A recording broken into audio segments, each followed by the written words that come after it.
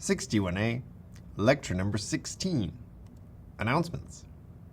You can revise your HOG composition in order to earn back any lost composition points by Tuesday, and you can complete homework 4, which is big and it's due next Thursday. Please don't leave it to the last minute.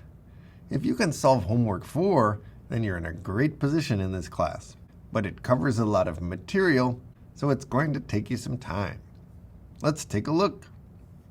You've got a question about data abstraction, a question about recursion, a question about tree processing, another question about tree processing, a question about non-local assignment, and then another one, and this one builds on that one, and also requires that you know about built-in types in Python, which you can check using the built-in type function.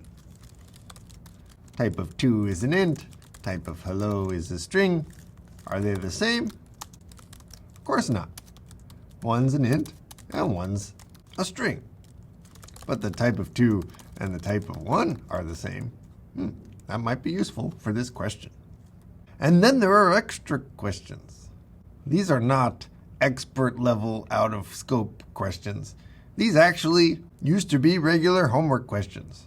But I didn't want this homework to be so long that you were miserable. So I made them extra in the sense that you don't have to do them, but you really should do them. Because these questions are an excellent way to master data abstraction.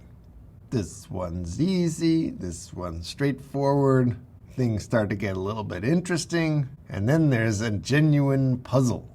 It's not really about Python at all. It's about the domain of problem that you're trying to address. And that happens all the time in computer science. If you want a program to help you understand something about the world, you have to make sure you represent the world accurately.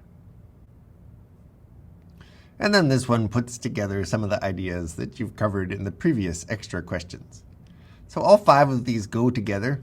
I recommend doing them all in sequence, and you might as well do them all next week, because later on in the semester you'll have other stuff to work on.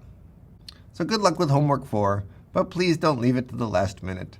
Get started as soon as possible.